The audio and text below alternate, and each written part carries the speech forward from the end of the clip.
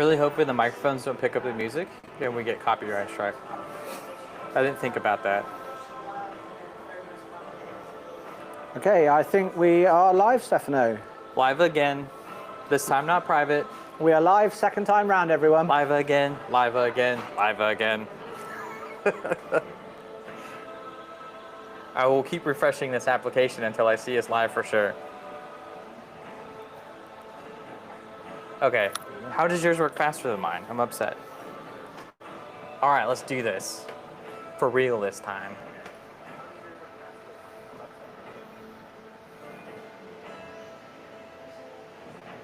Okay, hi Unraiders, and welcome to another episode of Ed and Stefano Unleashed.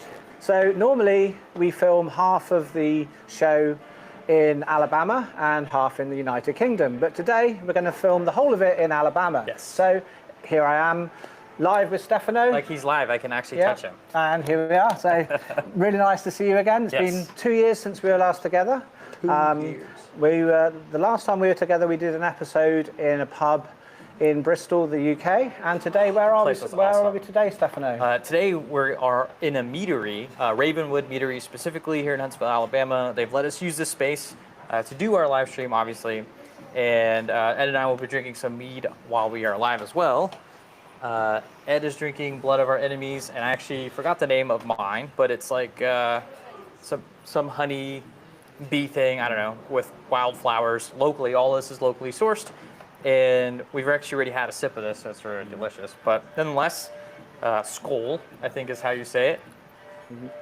So I'm drinking Blood of My Enemies, straight from Odin's Hammer, and at the moment my enemies is actually YouTube, but more about that later. I'm not going to get into a rant straight away at the beginning. I'll cheers to that. Now yours is sweet, I believe. Yeah. And mine's a bit more bitter. I'm not a mead expert. This is actually the second time I've ever had mead, because I've had his before. But I remember yours was quite sweet, and actually reminded me of anyone who's Catholic, I think can relate to this, but then we always have the blood of our Father. I can't remember what they call it right now, but it tastes just like that wine that they give us during Mass. So it's been a while.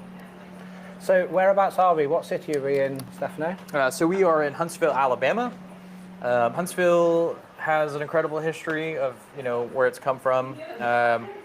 For anyone that doesn't know, after World War II, we had a bunch of German scientists come from Germany through Operation Paperclip and settle here in Huntsville, Alabama to start developing our rocket program. A lot of these scientists that came over obviously worked on the V-2 rocket that the Germans were making during World War II. Robert von Braun, I think his name is. I always forget his first name. Von Braun, certainly. I don't think it is Robert. That doesn't sound a very German name to me. No. But I think it's something like Voss. I don't know. I don't know. Something von Braun. If you know, please tell us what von Braun's first name was, because we actually thought we'd gone live earlier, and we've actually gone through this bit, and we were wondering the first time when we thought we were live and we were recording. And so what's fun? Actually, you keep talking, Stefano. I'm gonna have to look up. Yeah, I want to know this because it's funny when you're driving around here. We have the Von Braun Center, we have Von Braun Street or Von Braun XYZ. You can even go see his house. It's Werner Braun. That's right. Yeah, not Robert. I was way off. And I should actually know that because one of my favourite TV shows is actually For All Mankind. I'm not sure if you've watched that. Yeah. And they have Von Braun's in that, isn't it? Yeah, he is. And I think they actually film at his house. And those parts are filmed in Huntsville, Alabama. Really? Wow. And I also think that in season 1, when they're outside of the NASA building, which has been destroyed now, I think they were filming at the real building that was on Redstone Arsenal. I think. I don't know if that's true, but it certainly looks very similar to the one that we have here. But unfortunately, that's been demolished now, and I think they've maybe even replaced it with something else. So all the history's gone, unfortunately. We were definitely live, so I can see that now. And I can watch chat. Yeah, so driving over here today, there was a model, life-scale model of the Saturn V rocket, which, to me, coming from the UK, driving along the freeway and seeing a Saturn V is something you don't see every day. So yeah, it's right on the freeway. Yeah, right. It was really awesome. So. And I was telling Ed, too, if we have time, we could hopefully go over to the Davidson Center. They have another Saturn V that's laying on its side that you can actually walk underneath. and the rocket separated in the different stages, I believe. And you can also see on the inside and see the computers and control systems that are ringed around the outside, well, the inside circumference of the rocket. And that's pretty cool. Yeah. And they're huge. And it's just crazy to think that the computers that sent the Saturn V, or I suppose the moon lander, you'd call it really, the Saturn V didn't go all the way to the moon. Right. But the computers that sent man to the moon are less powerful than our Unraid servers. Probably even less powerful than the mics we're wearing. Yeah, so it's pretty crazy, isn't it, to think how far computers have come. And you've always seen pictures of those like giant memory modules that are on trucks, and to think that they had to figure out how to shrink those down to put them on a rocket and then deliver that entire payload plus people into space, into orbit, around the moon. It's absolutely the science and engineering that had to go into that's incredible. So don't they have a new moon project? Is it called Artemis? Is that the NASA's new one? Maybe I'm not too. I'm honestly kind of been out of it. I think there was another one, and it was scheduled for September 2025, but I think it's been pushed back. Yeah, probably. I might be wrong. Chat as well. Please correct me. Yeah, it's not really a topic I know too much Indians about. recently made it to the moon and landed on it. I think maybe 2 years ago, a year ago. Not manned. Not manned, right? Yeah. Right. An unmanned, I think maybe a robot or a lander of some sort. I think. So unfortunately, I haven't really been keeping up with space news because the schedules change so often, and there's just so much going on, like with technology and space, that it's honestly kind of hard to keep up with how many things are happening at the same time. Yeah, there's always so many different things going on at once. Yeah, it is honestly becoming hard to track. If you had to track it all, you'd spend so much time reading and looking at things. You'd have pretty much little time for anything else. I mean, think about like coming up with show notes for this show. Like we get all our notes that we'd like, or topics that we'd like to discuss, and then the same week of, or even the day before, it's like, oh, there's this really interesting topic. Like, can we squeeze that into the show? It's so hard. There's so many things. Talking about topics, talking about the moon, everyone's heard of the expression Bitcoin going to the moon. Yes. Yeah? So, this is kind of a little bit of a weird segue, is I was reading about a new OpenAI data center that's using more electricity than New York and San Diego put together. Yeah. And I just thought that's quite ironic when a few years ago I remember reading about saying how much power Bitcoin uses and how bad it is, and then we've got a data center for OpenAI that's using more than two of the United States. I guess I'm assuming New York must be one of the biggest cities in the United States. In terms of density, sure. Yeah, and San Diego, pretty big as well. Yes. So, Yeah. And what's actually kind of funny about that is, so the United States has gone from nuclear power is extremely dangerous, or actually maybe the world, because I think Germany shut down some nuclear power plants as well. I think so, yeah. France is still quite heavily invested in nuclear, I believe. Right. Yeah. So the United States, so actually just up the road from us, we have a nuclear power plant that was not finished, and there's a lot of rumors circulating, and I'm saying rumors specifically, that Facebook may actually buy that nuclear power plant and rebuild it. But there's also rumors circulating that they'll demolish it as well. So do you reckon they'll paint adverts on the side of the nuclear building? I don't know. I have a feeling they'll probably end up selling power to us instead. So we'll buy our electricity through Meta. So we can have Facebook Messenger, Instagram, and Facebook Power. Yeah. I wonder what they would call it. I wonder what kind of Meta Energy. Meta. Yeah. But that would be interesting though if with all these AI data centers, they need electricity. And it'd be really interesting to see, if ChatGPT or Grok or whomever starts buying or building their own nuclear power plants, especially after we just went through this whole process of deconstructing or finding alternative power, like going to solar power or wind power instead, which we're also going back on. But funnily enough about Huntsville too, we actually have really clean power in this area because we do have a nuclear power plant. There are solar power plants in the area as well. And we also have hydrogen power from a dam that's not too far away as well. Oh, really? Yeah, it's really surprising because most people, when they think of Alabama, they think of very backcountry or almost going back in time, which can be true in certain parts of the area. I mean, that's true everywhere you go, right? or anywhere you go in the world.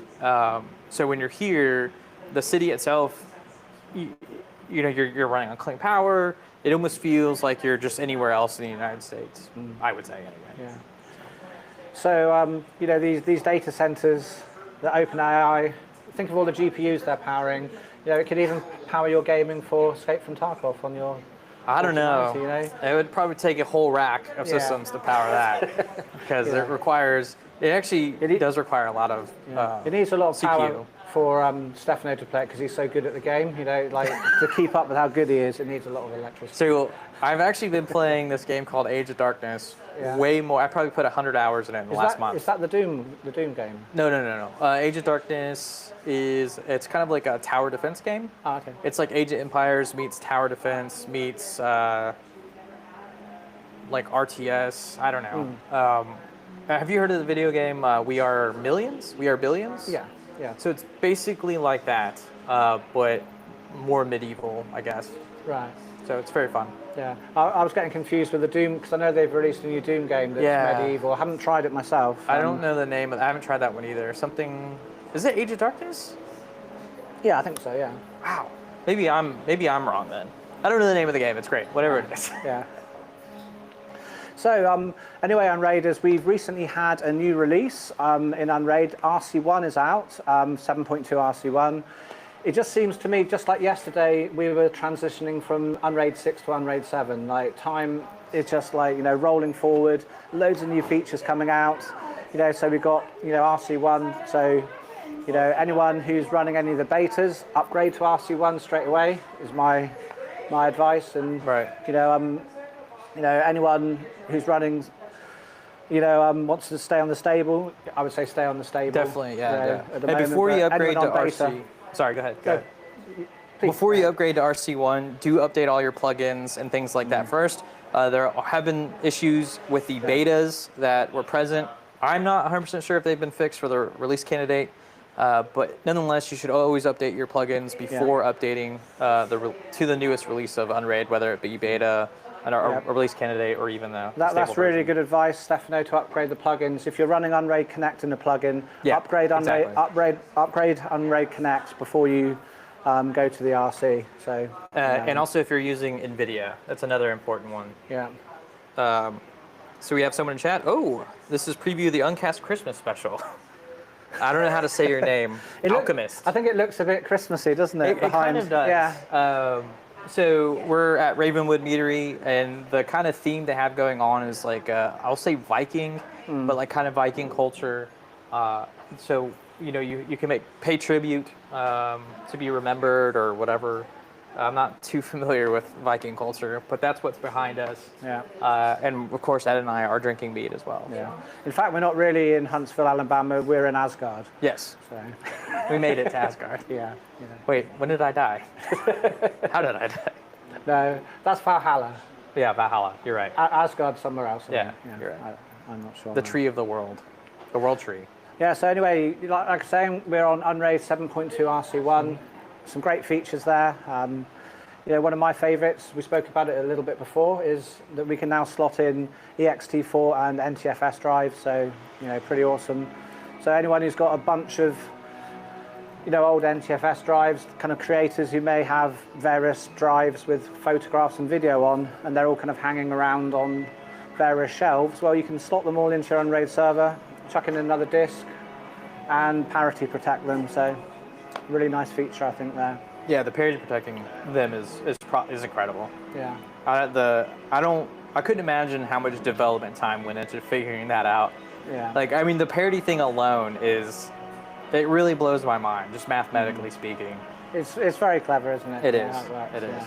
The XOR algorithm, I won't go into it and bore everyone. Yeah. But look it up, very clever. I always used to, when kind of RAID 5 and things came out, and I always used to think, how can you have like 5 disks and you have like 1 disk worth of parity? Yeah. And if like a drive fails and it can be anyone, I always used to think, how is that even possible? Yeah.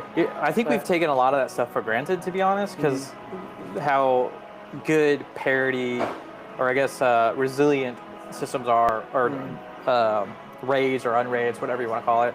They've become so resilient. Even ZFS, the people that develop that stuff must just be incredibly smart or gifted.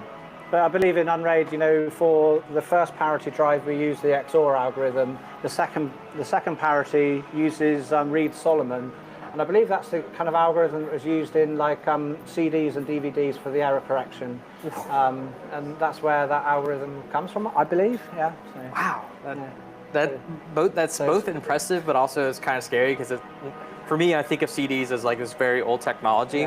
And so it almost makes me nervous in a way, but at the same token, those algorithms are so proven over time, and it's also comforting at the same time.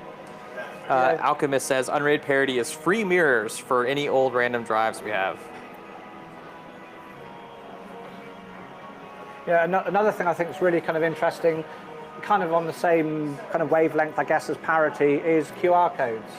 I think it was invented by a Japanese gentleman, and you don't need the whole QR code. It's kind of got a lot of redundancy built into the QR code for, you know, in case the QR code's slightly damaged or isn't seen properly. Yeah. You know, so, you know, that's quite interesting. That's a similar kind of, you know, algorithm as parity. You've got parity in the QR code, I guess. Yeah, it's funny you bring that up because I always thought the most critical parts were the cubes, or I guess not cubes, the squares on the corners. I always thought those were like hypercritical, but no, I've seen QR codes that are ripped virtually and completely in half, and it still brings you the links and stuff. I was like, how the hell does this work? Yeah, it's magic. Yeah, it's crazy. Like my dog's got a QR code on her collar. Yeah. And so you can scan it. It says like where she is. And I was saying to Vanessa the other day, saying that's all very well and good, so long as it's not like, you know, an old lady or something that finds her. Oh, look at that pattern on her collar and doesn't know anything. But I actually got her a tracker the other day. I was a bit worried about getting a dog tracker because I thought they wear it on their neck, and I was thinking, you know, is it kind of bad for them with the transmission of the the frequency? But apparently when it's in the house, it goes into a very low power state.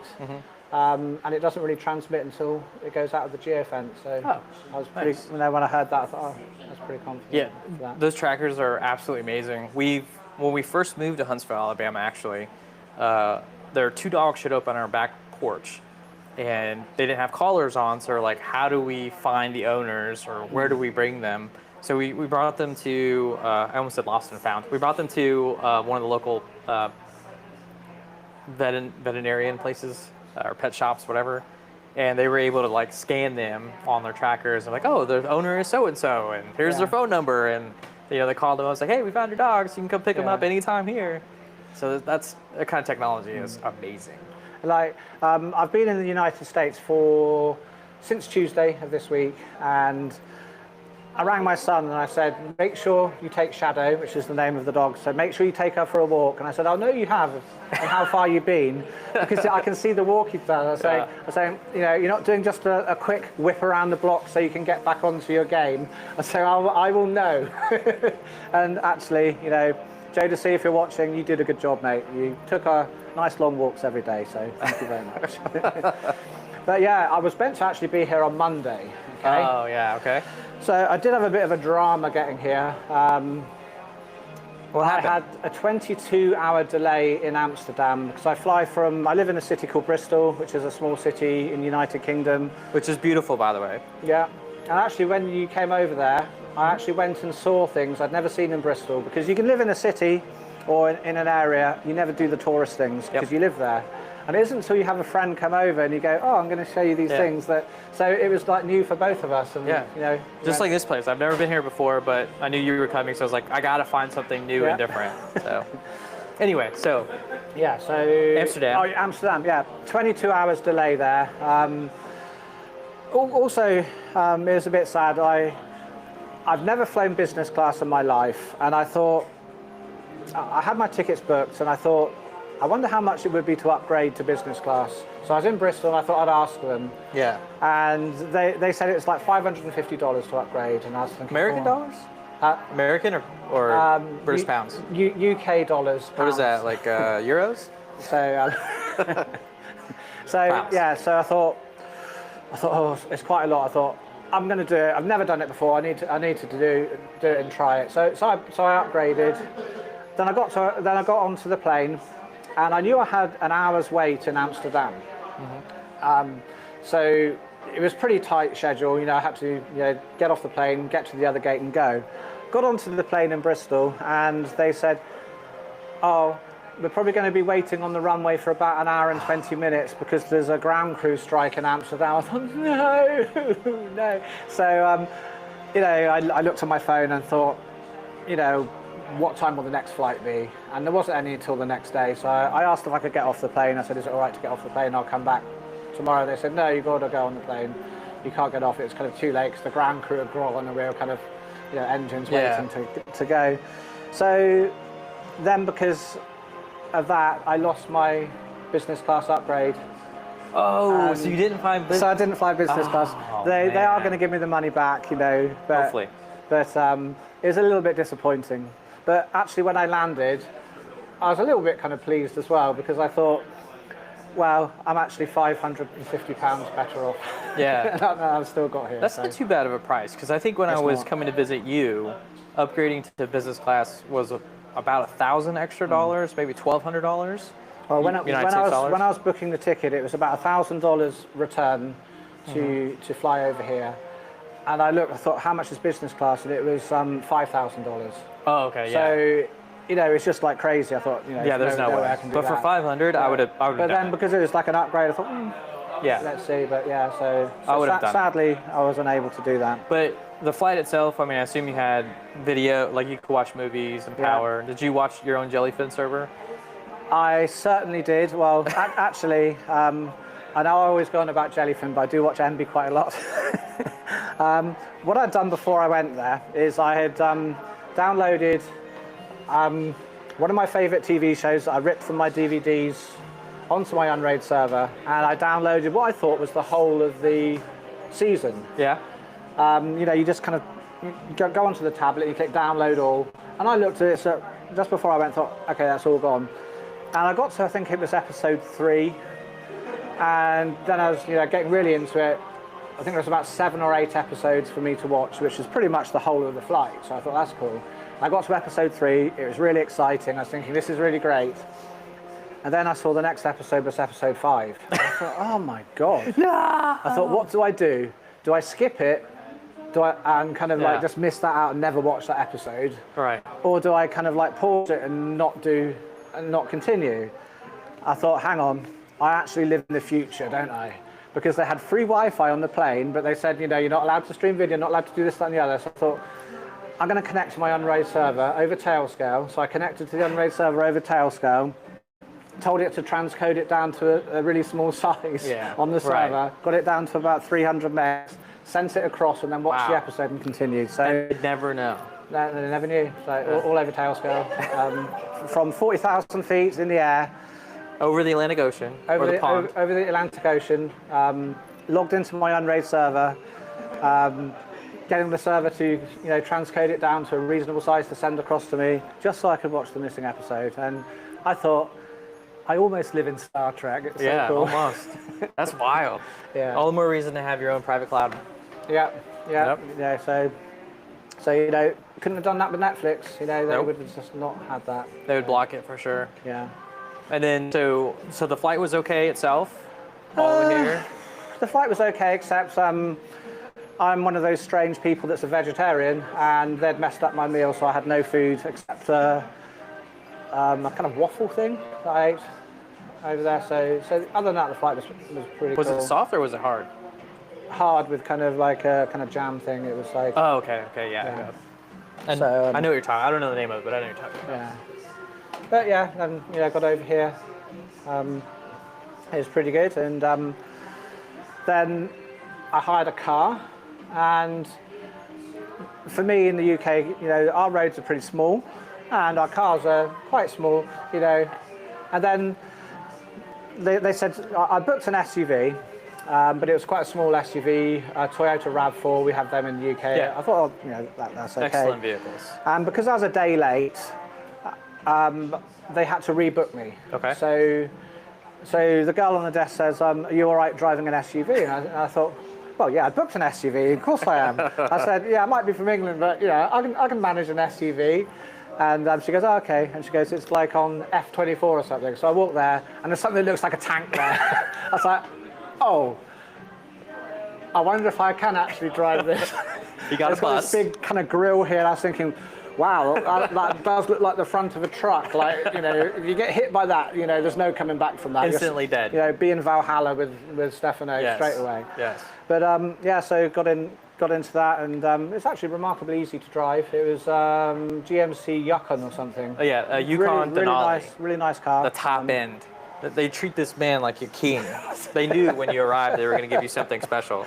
So yeah, that was pretty fun, and I actually drove over here from Atlanta today to meet Stefano. Yep. Took about 3.5 hours, but a really beautiful drive through the countryside. It was a very, very easy drive. Really enjoyed it. Very country between Atlanta and Huntsville. There's spots of civilization. So probably arrived, what, about 2 hours ago, I would think? Yeah, I think it was 11:04, not that I was watching. Yeah, so yeah, that was a really nice drive. Alchemist said there's nothing weird about being a vegetarian. No, thank you, Alchemist. You know, there isn't, is there? No, not at all. Especially this day and age. Yeah. It's pretty normal. Yeah. You still got a lot of good muscle on you. Well, yeah, it's fading away a little bit. Yeah. But, you know, I still eat my spinach, so. Nice. I went to Japan about 6 months ago. That was very difficult for vegetarianism there. Really? Fish is very, very common in Japan, but yeah. vegetarianism is kind of, unless you're in like the real kind of big cities. Do vegetarians eat fish? Pescatarians eat fish, yeah. So, only eat fish? No, pescatarians will eat fish and vegetables and stuff. Okay. And vegetarians? Vegetarians will eat dairy, milk, just anything that's not meat or fish. Okay. And vegans will have no animal products whatsoever. Yeah. And there's another one called fruitarians that will only eat things that have fallen off the tree, which is kind of like a stage further than vegan, I guess. So they're missing out on like potatoes then, and sweet potatoes. I guess, like, yeah. Do things that come from bushes count, like raspberries and strawberries? I think fruitarians only eat it if it's actually fallen off the tree. Okay, so no tomatoes. Well, if they fall off, yeah. They fall off from a vine, but it's not a tree. Like, I'm not trying to be pedantic, but what is a tree? Yeah. Like, obviously a banana. Okay. Falling off the plant. Okay. I think so. It's like collecting it when it's like, you know, not taking it from something else. I believe so. It's very, very sound strict. very healthy. No, I wouldn't think it is, but you know, kudos to them for being able to be disciplined and strict. You know, in my opinion. But anyway, Stefano, I did have a bit of a drama this week. More drama. More drama. Okay. As everyone I'm sure knows, I have a YouTube channel called Space Invader 1. And you have another channel. And I haven't uploaded any videos on Space Invader 1 for probably a good 5 or 6 months because I really wanted to try and push the Uncast channel, get it over 10,000 subscribers. Good job, by the way. I think we're on 11,500 now, so I thought I want to put all my efforts into that. I don't want to be making videos on Space Invader 1. I just want to, like, you know, get the Uncast up and going a little bit more. So over the last probably 2 months, maybe, I've been making a video on Earthsats TV, which is, I'm not going to actually say the words, but it allows you to watch. Yeah, don't get us banned either. It allows you to watch, what am I going to say, Linux ISOs live. It allows you to watch ones and zeros live. Ones and zeros live, rather than clicking play on your media server and choosing the episodes, basically. Yeah. So, you know, and what I did is I made it all with, I always call it open source media, non-copyrighted media, things like The Brain That Wouldn't Die, Night of the Living Dead. That's not copyright. It's not copyrighted, no. Wow. I was really shocked when I found that Night of the Living Dead is copyright. It isn't copyrighted. That's incredible. I didn't know that either. They let it expire if it's not renewed in a certain amount of time. So you can go onto Internet Archive and you can download all of these. There's a whole bunch of things that are copyright free. Plan 9 from Outer Space is another one. Okay. So I'm always very careful when I make a video. My Jellyfin video I made, again, I used all just Creative Commons, non-copyright things. Non-copyright material. Just to stay really in line with the YouTube guidelines. So I uploaded this, very excited about it. I've made a whole new intro for my Space Invader 1, kind of like a startup intro thing. Really excited to share it with the community. And Ersatz TV is probably my favorite container at the moment. I absolutely love it. It's such a fun container to be able to have your own live Linux ISOs. And you can just be kind of working on a little project and have it going in the background, and you can see Linux ISOs that you've totally forgotten existed. Yeah. And yeah. Really, really fun. I need to get Windows 10 actually before that disappears. Yeah. When is Windows 10? I think it's this month. End of life, yeah, October, isn't it? I think so. Yeah. You need to get Windows 10 ISO today. Yeah, otherwise it's going to be hard. Or it's going to be very hard to get from a reputable source. Yeah. Anyway. What was I saying? Yeah, so I was really happy to upload it. I uploaded it, and within about an hour there'd been almost like 1,000 views, and it seemed like it was a popular video. And then suddenly someone messaged me and says, "Looks like your video's been taken down, Ed." And I thought, what? Why? Really? Yeah. So I logged in, and it said, your video's been taken down for dangerous and harmful content. And how long had the video been live? An hour. Okay, so within an hour they took it down within an hour for they'd taken it dangerous and harmful content. So I kind of looked at what it said, and it said into more detail. It said, I'm showing people how to do something with audio or video that normally they'd have to pay for, and so that's why it's dangerous and harmful.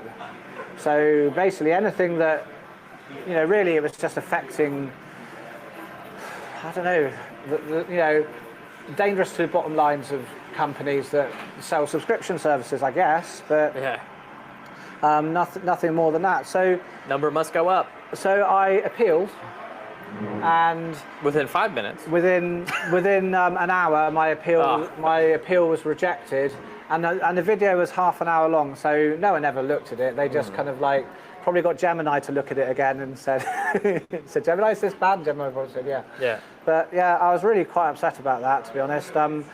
And I did a little bit of research at the same time, and I found a guy actually, because I made a little kind of comment video on Space Invader 1 about that happening, and I said, it's a slippery slope when they're doing this kind of thing, because how long is it until Nextcloud videos get taken down because Google sell Google Drive? Right. And that's a subscription. So you're showing someone how to do something when normally they'll have to pay for like OneDrive, Google Drive. And then I saw a couple of years ago they did the same to a Nextcloud video, and for the very same reason. So it's a slippery slope, it's dangerous. Even talking about it might be dangerous because you might plant the seed in some Google executive's mind who's like, oh, that's actually a really good point, Ed. Now the entire Nextcloud in Unraid is wiped off the face of the YouTube. Yeah, so I was really quite upset about that. 'Cause I put a lot of work in it. I was really excited to share it with the community. So like I said, did you upload it anywhere else? I have uploaded it onto my Patreon, and it's totally free there. You don't have to kind of join or anything. And I haven't shared the link yet, but I also uploaded it to Internet Archive as well. So it's there for anyone who wants to watch it. And but be careful. It's very dangerous, and it's very harmful. So you've been warned. Yeah, I imagine, because this is a common thing that happens all the time, Gamers Nexus, they got removed because they showed a clip of the United States president. Yeah. And it's I think the real problem with it is, okay, fine, you think, if I was a company, I thought someone was doing something to affect me, it feels very fair that I should be able to copyright strike or whatever. Mm-hmm. However, I think the real crux of the issue is, as the affectee, you have, when you go to appeal it, you're completely powerless. Mm-hmm. You don't talk to a human being. It almost feels so automated and so. Yeah. How would you describe your feelings? Exactly. Yeah. It's I believe YouTube, they own the platform, and they in their rights to do whatever they want with it. And that's fine. If they just don't want it, they can do that. But the thing is, I really did try and follow their guidelines to the letter. Collected all of the type of media. I was very careful not to show anything I shouldn't. And then for it to be taken down and have no recourse to actually say, please have a look because I have followed your guidelines. And I know if a human looks at it, they'll go, okay, yeah, and reinstate it. Right. But it's just the system has flagged it, probably because of the, like a lot of people think it's because of the title. I titled the video. Just in the title is what actually got it taken down. You know. And it's a lot easier to just take it down instead of actually review every single one of the billions of videos that get uploaded every day. Exactly. Like, you know, in YouTube's defense, the amount of videos that are probably taken down a day, the amount of people that they'd have to employ to sit and watch them would be a huge amount. Yeah. But it's still incredibly unfair though, because it's quick and easy to take down the video, but it takes weeks, months to restore a video if you are 100% in the right. Yeah. And unfortunately, if you're a small YouTube channel, you basically have no way to protect yourself from anyone who falsely flags you, or even if you get falsely flagged. And that itself is extremely unfair, because let's pretend you were Linus Tech Tips, for instance. Yeah.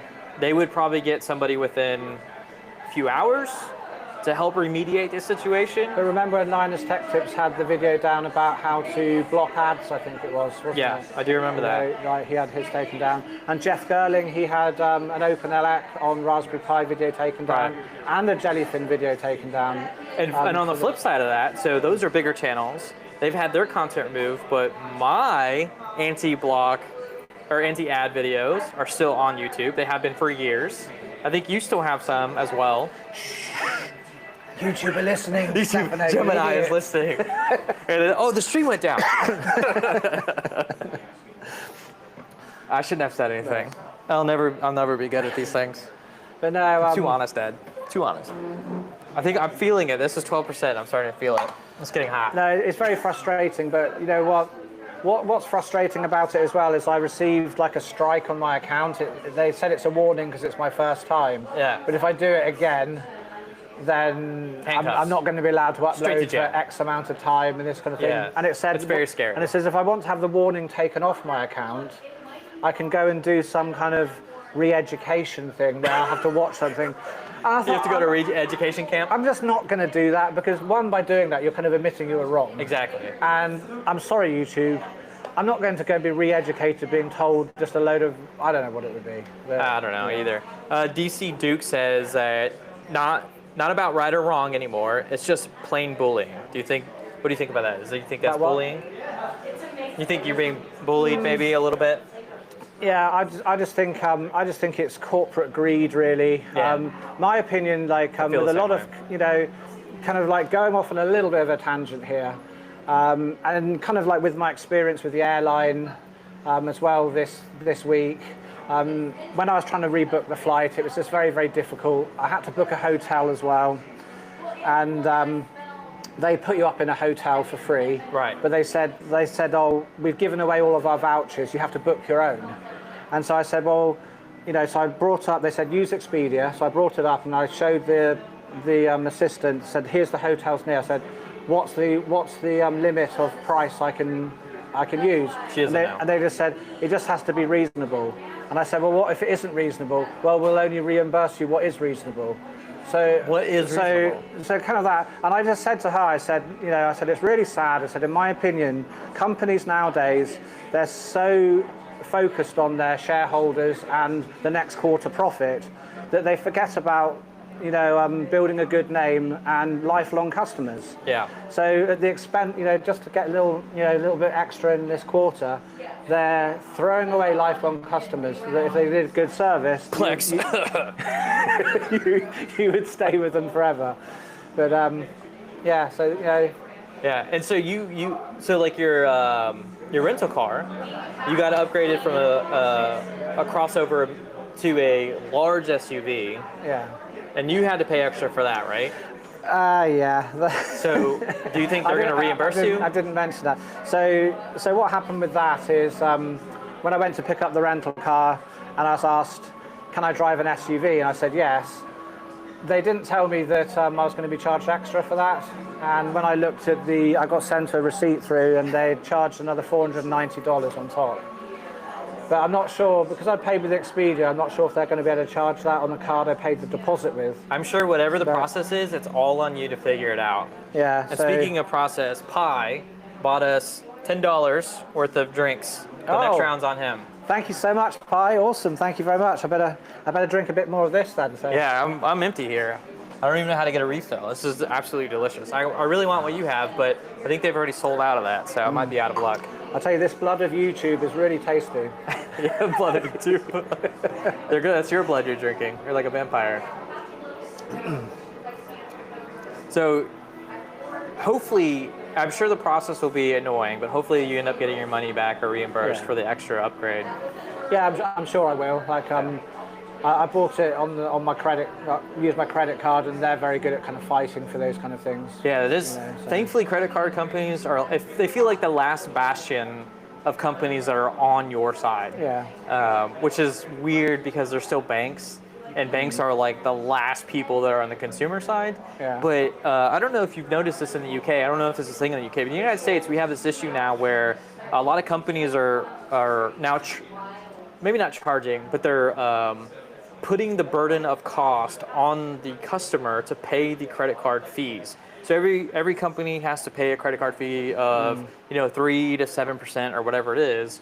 Well, instead of the company just eating that cost now, if you want to use your credit card, they're saying, hey, you're going to have to pay this 3% fee on top of your stuff, which kind of sucks because it's been years that they've been eating that cost and now they're putting it back on us. And credit card companies are the only ones that will fight for you if you're wrong. So it's almost like you're almost getting bullied, to use what Duke was saying earlier, to pay with cash or debit card. And paying with a debit card is extremely dangerous because those banks traditionally will not fight for you at all. So if you get scammed out of money, they're like too bad. Because when you pay with your debit card, that's your own money that's gone. When you're paying with the credit card, you're paying with the bank's money. Yeah. So you haven't given it back to them yet. Right. So. Exactly. Exactly. But talking about fees and stuff, I remember I went to this little shop in the village I used to live in once, and any card you used, it had to be over £5. Okay. And I think that's common, yeah. And I think otherwise they'd charge you, like a kind of 50p fee or something. Okay. So I went in. I think it came to something like £4.90, and so they said, oh, that's going to be a 50p charge. And I said, oh, just charge me £5, round it up to £5. And the guys go, no, sorry, I can't do that. So I thought, really? And so no, got to add the fee on top. So I went to his little counter and picked up some penny sweets and got 10 penny sweets. So I got 10 sweets that I wouldn't have had, and he got his £5 and no 50p. Yeah. And I thought that was funny. So, and kind of going back to the rental car you were talking about earlier too. So, or funny things. So you're used to smaller roads in the UK, and then now you have probably one of the biggest SUVs you can buy on already big roads in America. And did it feel small for you? Was that kind of like funny? Like, how was the driving experience? It was really easy, to be honest. Really, really relaxing. I think it was easier driving here than it is in the UK because our roads are smaller. They can get kind of quite packed. Right.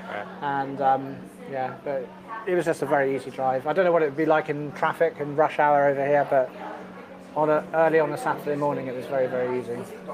Is that the boozer they are at? Yep, we are at Ravenwood Meadery. That's where we are. Yeah. So YouTube. So that video is now forever off YouTube. There's no more appealing or anything. Video is forever off YouTube. Okay. So, but I'm going to start uploading all of my videos to more than one platform. And if there's any type of video I think might be questionable for YouTube, I'll upload it to somewhere else. Yeah. And then I will upload like a trailer of it on my own YouTube channel saying, I've made a video that you might find interesting, go and watch it here. On this other platform. But I don't think that's allowed on YouTube. I don't think you can say, also go see, like on a competing platform. I think you can. Maybe with Twitch or like. I'm pretty sure you can. Okay. You can just start talking about it and saying, to kind of watch the full version, just go over here. This question is for chat. Like, are there any other YouTube competitors where you guys watch videos? Like Grumble, I think is one. PeerTube's another. PeerTube. Do you guys use any of that kind of those other services, or just YouTube only? Yeah. And we'll have to wait, obviously, for that answer. But the thing is, it's such a shame there aren't a few more large competitors for YouTube, because then, none of them would do this kind of thing. Right. It's only because it's a monopoly they can. Right, exactly. And speaking of large competitors, did you know that the United States now has controlling interests in TikTok? No, really? Yeah. No So I don't know the full details of how this all is going to work out, but through the United States government, Oracle has been given control of the TikTok algorithm, which is very strange because anyone who's ever had a deal with Oracle will know that anytime you give Oracle a contract, the costs balloon out of control, and then you are suddenly left with this big fat bill to pay Oracle for a product or services that they actually weren't able to provide adequately. But there's actually something more of a bit of a conspiracy theory that I have that makes this actually kind of dangerous. Not so much for your information or my information, but if you're on TikTok, you shouldn't be on there anyway. It's fine if you are, no judgment. I'm judging you. And what makes this funny is so Oracle is owned by Miller, I don't know who he is. This 80-year-old man, and his son actually owns Paramount Skydance. Okay, and so Paramount Skydance, I believe, is actually working to purchase the WB. So they're going to merge together, and that's like What's the WB? they make movies. I don't know what WB stands. Warner Brothers. Thank you, Warner Brothers. Right, got it. Ooh, I was like, I don't know what it stands for anymore. Yeah, the WB, Warner Brothers. So they might merge, which would make them the biggest media conglomerate in the United States. And so if the owner of Oracle, I forget his name, if he dies, his son could potentially inherit Oracle and have controlling interests in the TikTok algorithm and also the largest media conglomeration in the United States. So two very large media platforms. And what do you do with that sort of power? Like, that's kind of scary when you think about it, like how so much of the media can be owned by a single individual who has ties to the government. And every government agency or every government is going to want to push their own agenda. So it's not like it's scary, like doomer type stuff. That's just how governments work. But that's kind of wild to think about, right? But at least you don't have to pay a TV license. You're right. I don't have to pay a TV license yet. So for everyone listening, in the UK we have to have a license to watch television. Even if you don't have it, even if you have a TV but you don't actually have service, right? If you watch any live broadcast, you have to have a TV license. So Rumble. I said Crumble, I think. Rumble is one that. Rumble, yeah. Did I say Rumble? Yeah. Yeah. But yeah, so Rumble is the only other one that there at least one person answered. But Yeah. Anyway, how much is the fee for BBC? I think it's £180, which is about $220. So let's say you have like 10 TVs in your mansion. You have it for the house. The whole house. Okay. Yeah. So, or if you have a business, you have to have it as well. Like if you had like a hair salon and you have a little TV and for the customers to watch. So you'd have to have what it. happens when the BCCP BBC. Well, I was adding police. The police, the constables of them are wandering around. They see a TV in your house. You're watching stuff on your own MB server. Yeah. Do they knock on your door or kick the door down? And They do actually send people around to your house, and they'll knock on the door and say, we see you don't have a TV license, and they will try and kind of come into your house. Really? Yeah, but you don't have to let them in because they're a private corporation. But a lot of people will let them in, and if they do come in, they'll check if there's an aerial connected to your TV, and what they'll do is they'll turn the TV on, and if it goes straight to BBC One, they're you owe us money. Yeah, and also you owe us back pay for all the years. I haven't watched live TV in probably 15 years. Same. Same. It just doesn't really interest me much. Yeah. What's funny is, now streaming services have become so bad. So, every streaming service has now basically separated out. So you have HBO, Stars, Hulu. I can't even name them all. Like, everybody has to have their own streaming service. So we've almost gotten, or I'm sorry, not almost. We are now at the point where it's more expensive to pay for each individual streaming service. And so now people are actually going back to traditional television because you still get all the channels and all the ads, but it's cheaper with internet usually included than buying internet and paying for all the services. So how much is a cable package in the United States? Well, it really depends on where you are because prices vary wildly depending on where you are. But here locally, if you have Google Internet, 1 gigabit service is $70 a month. which isn't terribly expensive. And then if you have AT&T, 1 gigabit's like $80 a month. And then of course you have to pay for all the streaming services on top of that. And it gets Yeah. more expensive. So I don't know if you know this about Huntsville, but we actually, we can get 8 gigabit internet Really? to my house. No. Yeah, for like Wow. $150, $250, I believe. Yeah. Yeah, that's incredible. That's Up and down, by the way. That's faster than what you can write to a regular hard drive. That is, yeah. The internet's finally Your catching up. your hard drive is going to be the bottleneck. Wow. Well, obviously, if you had NVMe and kind of like Unlimited. Stripe data and stuff, that would be different. But yeah, that's really amazing. Yeah, it's getting very fast, and that's up and down. So Wow. totally symmetrical. Which we've always had the problem for decades, where it's like, oh, you could get 500 megabits per second, and the upload was like 5. Yeah. It's like, what am I supposed to do with 5 megabits up? Like one of my colleagues at work, Adam, he always says to me, Ed, you need to get 25 gig network. And I go, what do I need that for? Yeah. But now I can see what you need it for when you guys have got kind of 8 up and 8 down. Yeah, you know? yeah. So we should redo one of the tests that we did with ZFS across the yeah. pond, actually, now that you have access to higher speed gigabit. Yeah, I've got gig up, gig down now. Yeah, and then of course I also have gig up, gig down. Yeah, We should redo that'd that be test. interesting, yeah. And also speaking of it, so it looks like the streams actually looks really well too. Oh, good. And the Wi-Fi that we're on to do this stream is actually, I think it peaks at about 25 megabit per second. So. I'd like to ask chat, what's the sound quality like on the stream Yeah, at I the didn't even moment? think about that. I assume it's good. Hopefully it's good, and hopefully you can't hear too much background music. Obviously we're in a public place. Yeah, so- we are in public. There's a whole bunch of people around us and stuff. And the music, I'm really worried about the music. Yeah. Because the YouTube police are going to be like, banned! We're going to ban the Uncast show. So Alchemist says that he's got 2 gig symmetrical this Oh, week, wow, actually. Nice. Sound is good, says Duke. And then Alchemist also goes back to the BBC. I can't say BBC. Ow. Going back to the BBC, he says, let them into your house and then you get fined.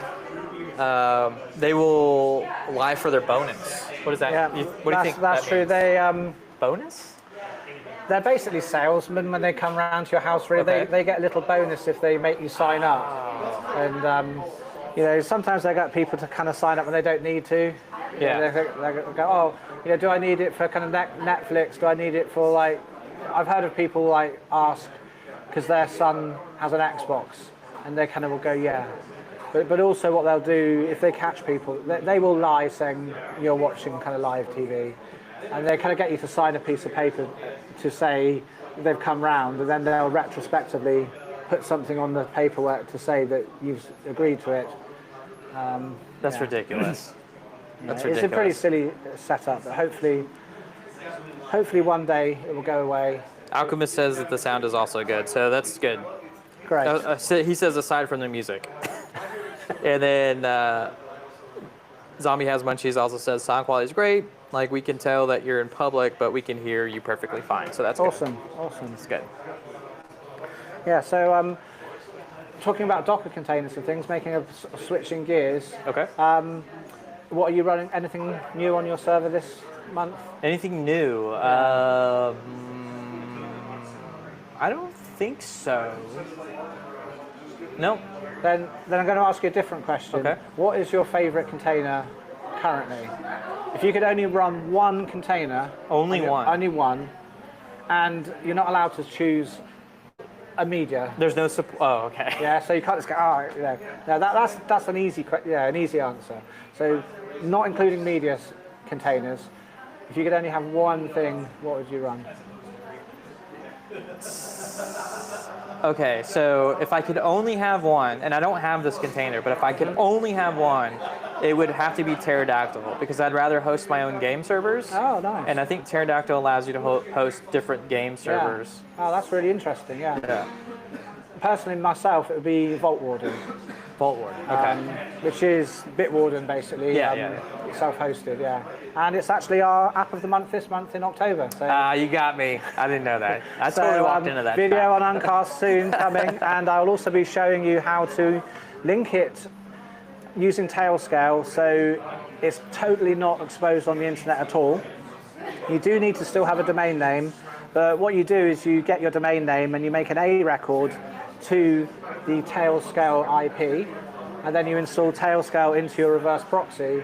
And so then when it does a DNS lookup, only things on your tailnet will be able to connect to your Bitwarden server. Does Tailscale, does that help people get around Signet at all? Yes. Okay. Yeah, 100%. So Signet's becoming very popular everywhere. yeah. It seems well, like. we're running out of IPv4 addresses, you know. If only IPv6 could just let me play games perfectly fine. Yeah. But fortunately not. Yeah, it's really annoying as well with like IPv6 and IPv4 when you want to you're on IPv6 and you want to go to an IPv4 website. Yeah. Stuff like that for, you know. Yeah, I feel like, so I tried IPv6 for a while, but every time I go to play games, it always causes issues. Yeah. Because some game servers are IPv4, and it's like, it's just easier to use IPv4. Yeah. And when I'm home, I don't want to administrate when I'm at home. Yeah. Right, and that's the whole reason why I have Unraid, just because it's made so simple. You don't have to be spending time being an at-home administrator while also hosting all your own things, you know? So are you a Tailscale user yourself, Stefano? I'm not. You're not? Nope. WireGuard? So I actually don't do any VPNing to my home right now. Okay. So I used to open ports directly to Jellyfin. I've stopped doing that almost completely. Thank goodness. Yeah. So I think if I had to do something today, I'd probably use WireGuard. Yeah. Yeah. I started using WireGuard to download my Linux ISOs. Of course, yeah. The reason being, I used to use like a container that had a VPN built in it when I wanted to get a Linux ISO. Right. And so what I'm doing now is I just use a WireGuard configuration and import it into Unraid and just use it as a custom Docker network. Oh, okay. And then That's any container I want to be running through the VPN, not going through my own So no more IP. proxies, right? So yeah, so I don't need to kind of do that. But I think it's a really, really great way. I think a lot of people, you know, because Tailscale's kind of come out in the last 6 or 8 months in Unraid, a lot of people kind of forget about the built-in WireGuard VPN in Unraid, and it's just so awesome as well. Yeah, I remember it was funny. It was like, it's finally here, and then it was like, oh, a Tailscale. Yeah, it's like almost overshadowed. Although Tailscale uses WireGuard on the back end, but there's still things you can do with the WireGuard VPN right. that you can use Tailscale and you can use a Tailscale exit node. But you know, it's still nice, I think, to be able to actually, when you're using commercial VPNs, to actually import the VPN into your Unraid server that only uses one of your kind of, you know. Who do you use for a commercial VPN? I use PIA, to be honest. Okay. Yeah. You know. Yeah, I use Volvat. Yeah. You know, personally, I think they're all pretty much very similar. Like, if I they all offer the same services. If I was kind of like a whistleblower or something, I'd probably rather have Molvad than PIA. Right. But the reason I use a VPN, you know, only because I want my Linux ISOs and I don't want everyone to know I'm downloading Hannah Montana Linux. What about Uwu Linux? Oh, talking of Linux, have you heard? I think Intel recently, haven't they pulled support for Clear Linux? I didn't know that. Yeah, I believe so. Yeah. But hang on one second. I want to go. So Duke actually said an idea for a video, maybe on Space Invader 1 channel or maybe even this channel. He said you could set up access via tags in Tailscale to allow 2 servers to talk to each other without authentication. I run rsync over Tailscale between 2 machines, for example. Yeah. That's a video idea. Cool. Yeah, definitely. Mine would be Nextcale, and then going back to the things like containers that you must have. Chat also, Alchemist specifically says mine would be Nextcloud or Home Assistant or Home Assistant. Home Assistant. That's a good choice. I run Home Assistant as a VM. I'm not keen on it in a container because I like to use hacks and that kind of thing. Okay. You know, running it in a VM I find is better because every kind of. He says in a VM too. Yeah. That must be a thing. I wasn't aware of this because like I normally default to container because VMs are old school. They still have their place, obviously. I don't like VMs. Shall I hit him, chat? Maybe you should drink some more mead and he'll chill out. It's getting thirsty in here. I think VMs are kind of old school, to be quite frank, because containers are so lightweight. They are, but you know you can't pass through a GPU and do gaming on a container. But, okay. But why would I want to do that? Okay, yes, you can. You can do it actually with Steam headless, can't you? But I wouldn't do that anyway. No, but I do. Oh. Yeah, but I'm not such a hardcore gamer as you. Yeah, that's unacceptable. It's too much latency. Yeah. Even if it was 1 millisecond latency, I'd be like, too much. Yeah, my brain wouldn't recognize my brain has a constant latency all the time. What do you mean I can't get 240 hertz out of this? Unacceptable. Yeah, so But Intel and NVIDIA, right? So I didn't know that they pulled support for Linux. Or what'd you say? Clear Linux. I think Clear Linux. it's like their own distro they were making, wasn't it? Like, and yeah, they've canned it basically. Intel they're all over the place. But on the plus side, NVIDIA has now partnered with Intel to make CPUs. Huh? Really? Yeah. Oh, I didn't know that. So I don't know the exact. That's really interesting. That would be an interesting. Yeah. So I don't know how that's going to work out. And so if NVIDIA GPUs are going to live on Intel CPUs, at least that's what my understanding of the whole. I don't want to say merger, but the whole cooperation between the two. I think that's what they're trying to do. Does that mean Intel QuickSync goes away and now we rely on CUDA? Or like how does in-bank streaming, like how does that work? I don't know. Like I really don't see QuickSync going away. But Well, I don't know. Like, so I can very easily see that the Intel GPU is completely going away. But if NVIDIA graphics are on Intel CPUs, then what are we going to be left with? But have you read that is going to be a thing? I don't know if that's going to be a thing. I'm making huge assumptions here because like I don't know how else NVIDIA and Intel would partner aside from sharing secrets about how to improve like NPUs. I would think it's just kind of AI chips. Probably. Like consumer AI chips, maybe. Probably. Yeah. But then that takes away shares from NVIDIA. Maybe they'll do something like where, you have to have this CPU to use some advanced feature in NVIDIA, and then you get extra performance for your AI models. I mean, it's so early on, we don't really know. But Do you think it could have, I'm probably 100% wrong, everyone, about this, but maybe it's got to do with like where they fabricate the chips, and by having like a partnership, I think that's what it's supposed to be. they can like use a lot more kind of like factories to be able to make the things, and like maybe Intel can have deals with places where they can use like thinner chips, and things like that. So like 4 nanometer and yeah, stuff. so maybe there's that.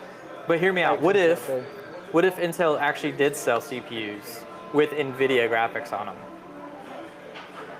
Kind of like an APU again. That would kind of like remind me a little bit, yeah. Yeah. This is a very off kind of tangent. Do you remember when Apple Macs had the NVIDIA chips, graphics chips in, and they always went wrong, and you had to, That's the whole reason why Apple doesn't work with NVIDIA anymore. Yeah. So, but NVIDIA's come a long way. A long, long way. Yeah, for sure. Would you buy one? Hell yeah. Yeah? Yeah. Are you not afraid of your Intel CPU exploding? No, I just love buying new things and trying it out, If it came out, I just have to get it, Like, so they say a fool in this money is easily parted. So I want to save this kind of bit for your other video that we'll make that won't be on this channel. But when you go to my house, I've gone back to AMD. Oh, really? Yeah. Ah. And we'll talk about that for that video. Yeah. Ah. So spoiler. Interesting. So a question for chat: Intel or AMD? What are you guys rocking in your servers, and why? Yeah. Why? Obviously AMD because it's cheaper and you get really good performance. NVIDIA because you are interested in AI. Yeah. I would say AMD is a cheaper CPU, but Intel for people running media servers, I think it's invaluable because, like we've spoken about before, Stefano, modern motherboards and chipsets, they just have so few PCIe lanes. Yeah. So if you want to do transcoding on your media server and you have to slot a graphics card in, well, that's using a PCIe lane. So having the iGPU just frees up PCIe slots for other hardware like HBA cards, etc. Does it free up PCIe lanes, or does it take away PCIe lanes because the GPU is on there? It's directly in the CPU, so it doesn't. I don't know how CPUs work, but I think it's taking it away. It's not. That's the only explanation for why we don't have more than 24 lanes now. Because like the 5960X used to have 48 lanes. It does. Yeah. No GPU on board. Yeah, but AMD is the same though, isn't it? Yeah. I think they max out at 24 actually. Yeah, I think. And then I think Intel's 20. It's about the same when you take into consideration the chipset and the direct CPU lanes. The chipset gives you 4. It works out about typically. the same. Works out about the same. Yeah, and it's just Intel. I do miss the days when we had like the enthusiast boards. I'd love to have that again. Do you remember when motherboards were like $50? Huh? Remember those days? Yeah, when was that? 1927, wasn't it? No. 1927, they were thousands of dollars. I was there. Yeah. You were there. But, I actually bought something the other day. It cost me £15. It was a motherboard and a CPU, and it was the first ever 64-bit CPU AMD with the motherboard and some RAM. And we had as you guys know, the Unraid 20th anniversary. We had a really awesome competition. People showing, SYS, show us your server. And there was a legacy server there that was running one of the very first AMD CPUs. Wow. And it was running, he was running 6.12 on it. So I was very excited to see that, because I'm thinking I can put Unraid on the very first 64-bit CPU and run an operating system that's 20 years older. Yeah, that's fascinating. 20 years younger than the hardware it's running on. So. That's fascinating. Oh, that's pretty AMD cool. brought us 64-bit, right? They did, yeah. Yeah. Because what was it? Didn't Intel have Itanium or something it was called? Oh my god. That kind of died, and then Intel, the Intel x86 Itanium. 64. Windows still supports Itanium. Does it? Yeah. Oh, wow. That's crazy to think about, that there's still Itanium CPUs out there, systems out there. So I don't know why. Speaking of YouTube, here's ads on top of chat, not ads on top of the video. Oh, we've got ads. I'm sorry, everyone. It's like, here's some ads for your ads. Yeah. At least these ads are pretty chill. So Cyberhard says, currently 3rd gen i7. It was from an old workstation. As I've upgraded my workstation, I'll be moving the motherboard, CPU, and GPU in my Unraid box. The CPU is Ryzen 7 3700X. What are your plans with your new build, Cyberhard? Cyberhard.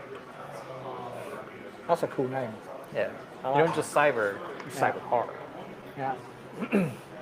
So, I think one of the last topics we have to discuss is audio when watching movies or television on like streaming services, or generally at all, how the audio is always so much louder than the people speaking, and how that's just totally, like, how often do you watch movies with subtitles on?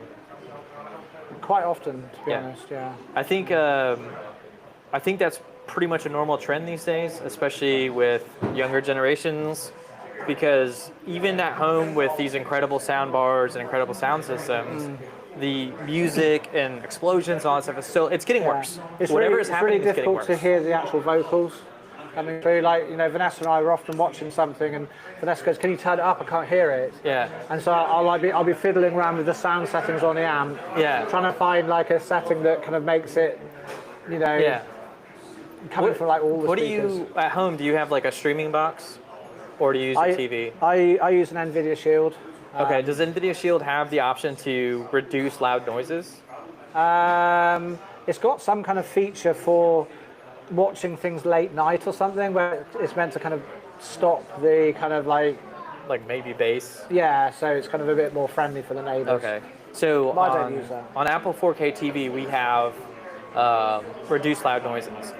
And on Netflix, you can also do a similar setting. I think they call it reduced loud noises as well. Even with those enabled, the audio for explosions and music is still so loud, you still can't make out what people are saying. And so I basically just watched everything with subtitles enabled. Yeah.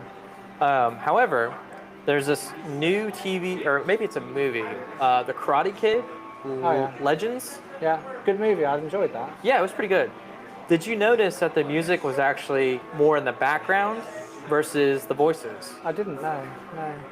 Because that's how you do it. When you don't notice it, that's when you know you're doing it right. But there's so many other movies and television that do the opposite. And you notice louder audio over voices 100% of the time, every time. Yeah. Yeah. What are we going to do about this? I don't know, man. Maybe we can retranscode the audio. Maybe. It's very frustrating. Yeah, definitely. Very frustrating. And I don't know like what needs to change because, if Do you think it's the surround systems we're using that does this? I don't. Like the kind of like Dolby Atmos, and it's just. I don't think so. My understanding is if you have a really nice setup, you don't have the same problem because the center channel helps alleviate the voice issue. But the problem is the vast majority of consumers aren't able to have access to these really nice systems. And so from the audio design or audio engineer perspective, I understand they're like, we're trying to give you the best experience possible. But unfortunately, the best experience possible is only for those people who have the best possible experience. And then the other 99% of us who don't have that, it ruins everything. Yeah. It's interesting because, even for us little creators, audio is such a problem. Yes. Because I find I will, I'll make a video and I always like to have a little bit of audio in the background. Yeah. Just because the room I'm making it in isn't totally silent and it will just mask, maybe a car going past and things whilst I'm recording. But I'll do the recording and kind of try and balance the sound and get it to how I think sounds good.